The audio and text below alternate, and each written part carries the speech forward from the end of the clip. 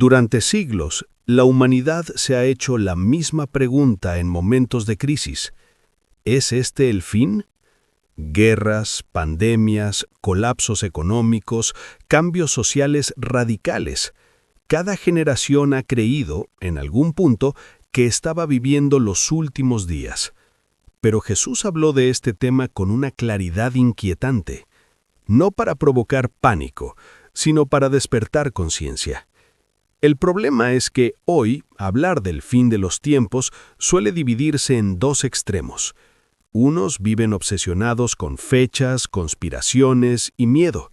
Otros descartan completamente el tema, como si fuera exageración o fanatismo.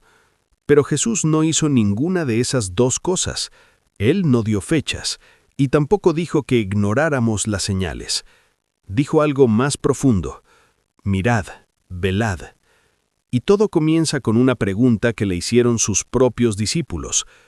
En Mateo 24, ellos se acercan a Jesús y le preguntan cuándo sucederían estas cosas y cuál sería la señal de su venida y del fin del mundo. Jesús no responde con un calendario, responde con una advertencia. Mirad que nadie os engañe. Antes de hablar de guerras, terremotos o persecuciones, Jesús habla del engaño, porque el engaño precede al colapso. Y esta es la primera señal que casi nunca se analiza con profundidad: la confusión espiritual. Jesús dice que muchos vendrán en su nombre diciendo «Yo soy el Cristo», y engañarán a muchos. No está hablando solo de falsos mesías literales, está hablando de ideas, sistemas y voces que toman el lugar de Dios en la vida de las personas, ideologías que prometen salvación, discursos que prometen sentido, verdades parciales que suenan bien, pero desplazan a Dios del centro. Nunca hubo tanta información espiritual y al mismo tiempo tanta confusión.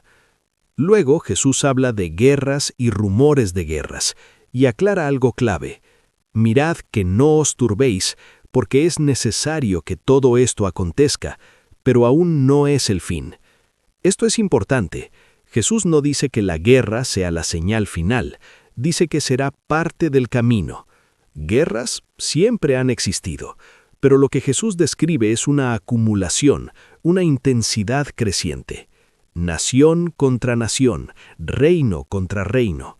No solo conflictos armados, sino tensiones constantes, inestabilidad global, miedo permanente. Un mundo que nunca descansa. Después Jesús menciona algo que conecta directamente con nuestra época: hambres, pestes y terremotos en diferentes lugares. No dice uno, dice en diversos lugares. La señal no es un evento aislado, es el patrón. Un mundo vulnerable, un sistema frágil, la sensación constante de que todo puede colapsar. Y Jesús dice una frase que muchos pasan por alto: todo esto será principio de dolores. No el fin, el principio. Dolores como de parto, dolores que anuncian que algo está por nacer o por terminar. Luego el enfoque cambia, ya no habla del mundo en general, habla de sus seguidores. Entonces os entregarán a tribulación y os matarán, y seréis aborrecidos de todas las gentes por causa de mi nombre. Este versículo casi no se predica, porque incomoda, porque rompe la idea de una fe siempre aceptada y cómoda. Jesús nunca prometió popularidad, prometió oposición, y no siempre violenta, a veces social, a veces cultural, a veces silenciosa. Ser cristiano deja de ser normal, deja de ser aceptable, deja de ser conveniente. Y junto con esto, Jesús dice algo todavía más inquietante: y muchos tropezarán entonces, y se entregarán unos a otros. No dice unos pocos, dice muchos. La presión revela la fe real. Cuando creer cuesta, no todos permanecen. Después Jesús menciona otra señal profunda: y por haberse multiplicado la maldad, el amor de muchos se enfriará.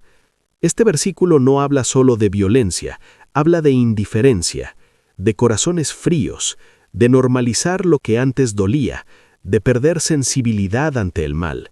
Vivimos en una época donde casi nada sorprende, donde la maldad se consume como entretenimiento, donde el sufrimiento ajeno se vuelve rutina.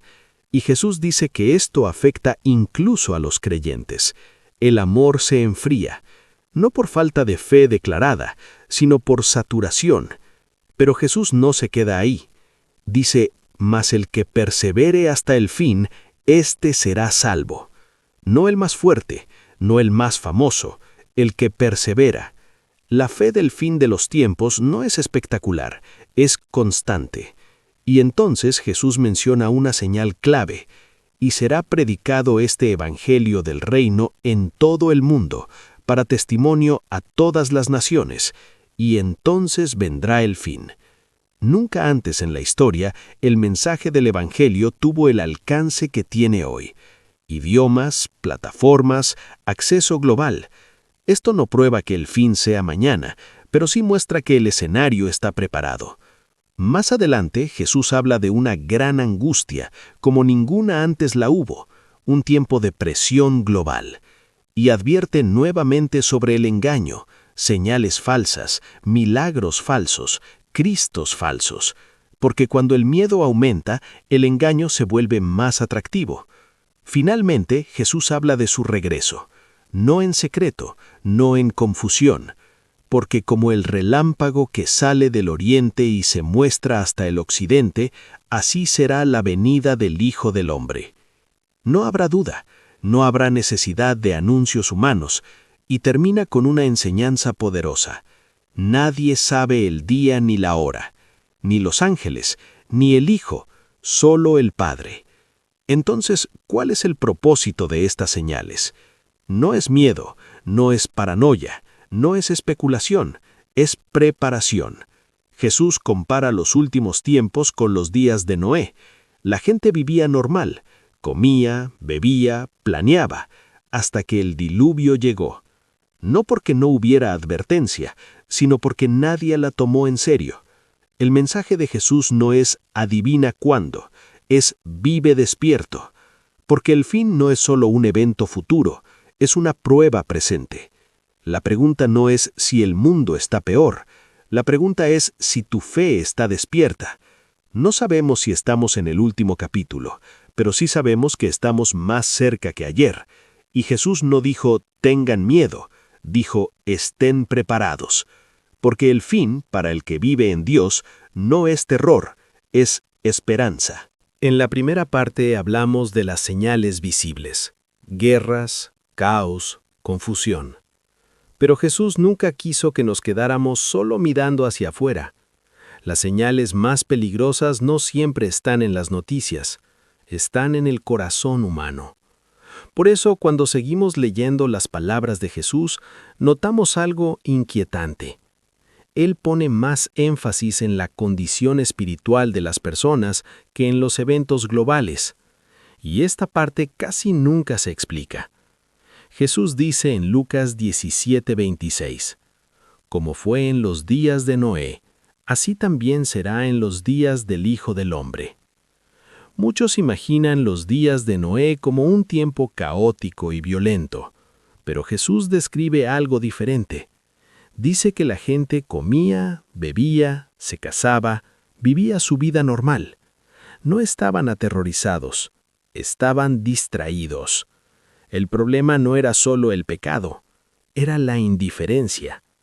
Un mundo que ignora las advertencias porque todo parece funcionar. Y esa es una señal poderosa de los últimos tiempos. Normalizar lo anormal. Hoy vivimos en una época donde casi nada sorprende. La violencia se vuelve estadística, la mentira se vuelve estrategia, la fe se vuelve opcional. Y Jesús dice, así será antes del fin. Luego Jesús habla de una señal interna aún más sutil. En Mateo 24:12 dice, y por haberse multiplicado la maldad, el amor de muchos se enfriará. No dice que la fe desaparecerá, dice que el amor se enfriará. Personas que siguen creyendo, pero ya no sienten compasión, ya no perdonan, ya no se conmueven. Una fe sin amor es una fe agotada. Y esta frialdad no llega de golpe, llega por saturación, por exceso de información, por miedo constante, por vivir siempre a la defensiva. Jesús no está describiendo ateos, está describiendo creyentes cansados.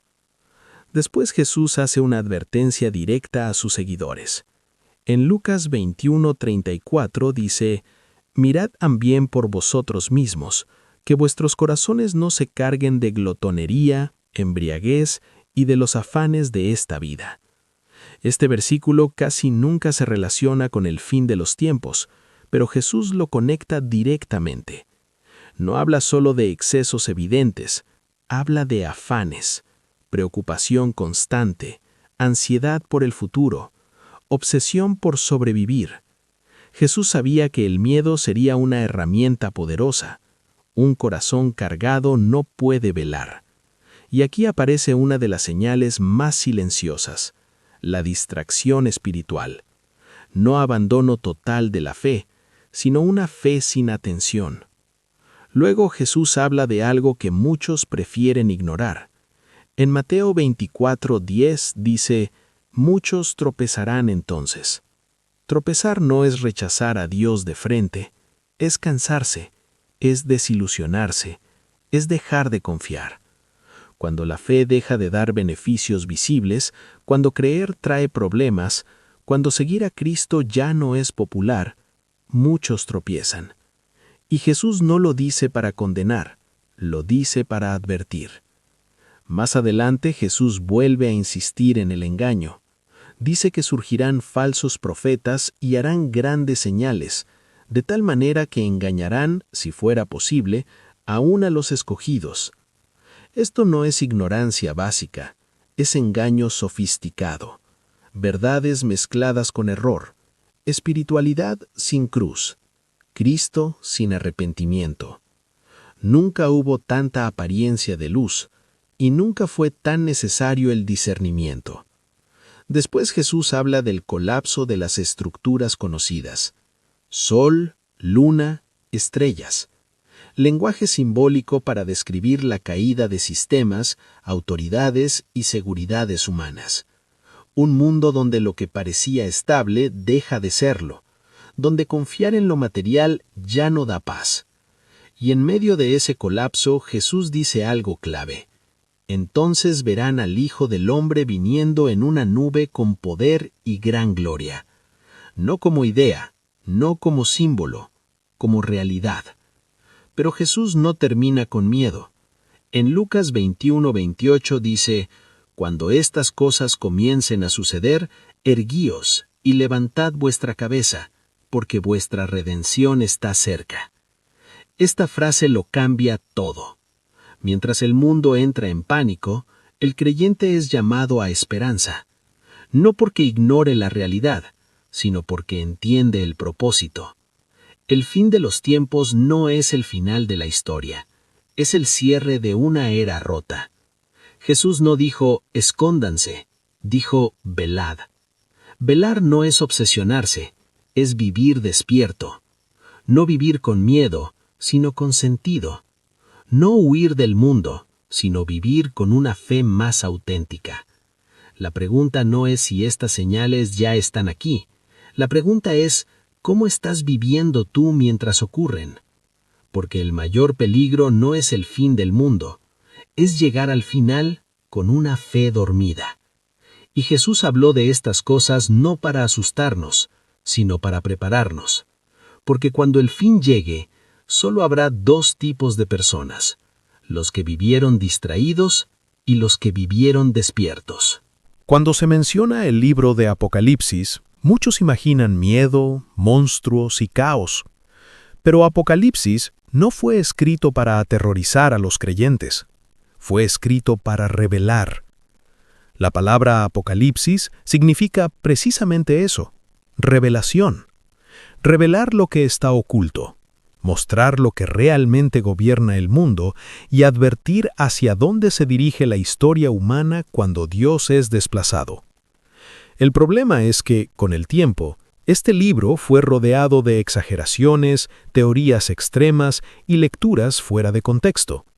Eso hizo que muchos lo evitaran, o que otros lo usaran para infundir miedo.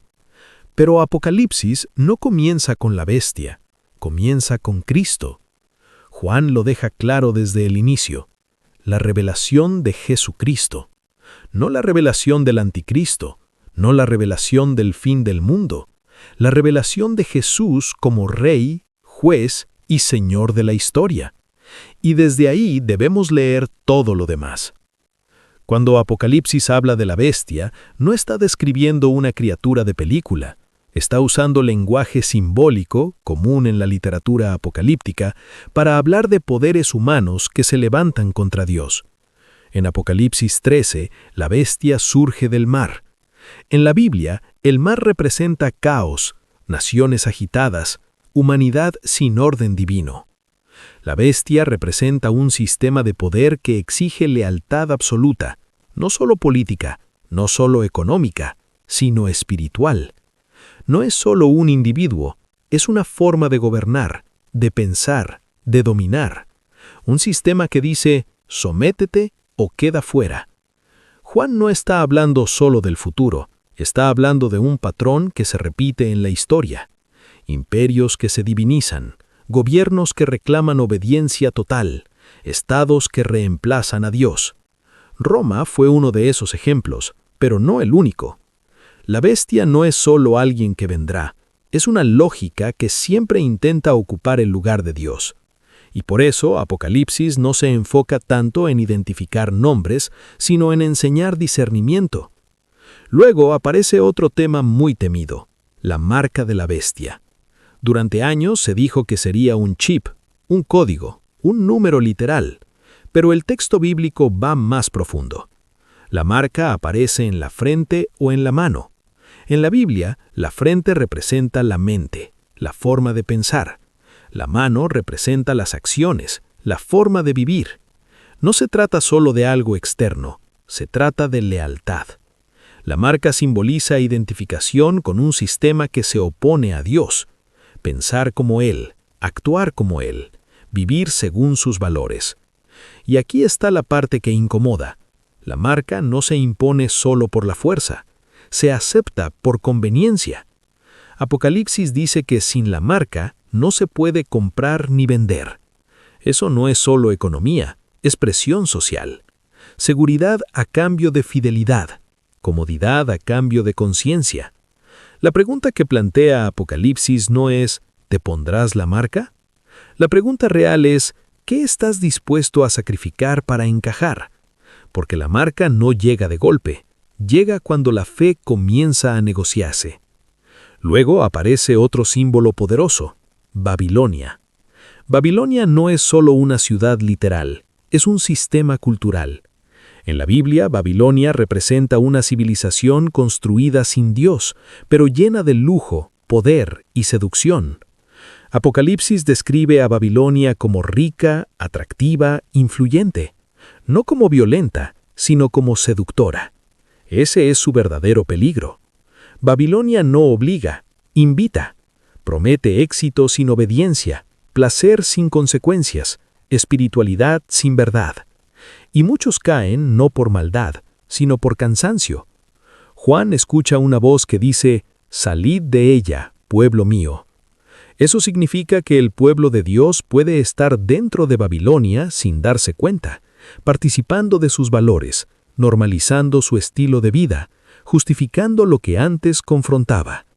Babilonia cae no por ataque externo, sino porque está vacía por dentro. Y cuando cae, todos se sorprenden, porque parecía eterna. Apocalipsis no fue escrito para que el creyente huya del mundo, sino para que no se confunda con él. Luego, Apocalipsis muestra algo clave.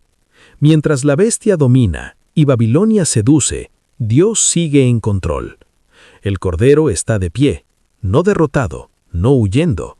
Jesús no está luchando por sobrevivir, está gobernando. Y eso cambia todo. El mensaje final de Apocalipsis no es «el mundo se acaba», es «Dios vence». La bestia cae, Babilonia cae, Los sistemas humanos colapsan, pero el reino de Dios permanece. Y entonces Apocalipsis termina como empezó, con esperanza. Cielos nuevos, tierra nueva, Dios habitando con los hombres, sin muerte, sin dolor, sin miedo. El fin no es destrucción para el que permanece en Cristo, es restauración. Por eso este libro no debe leerse con pánico, sino con reverencia.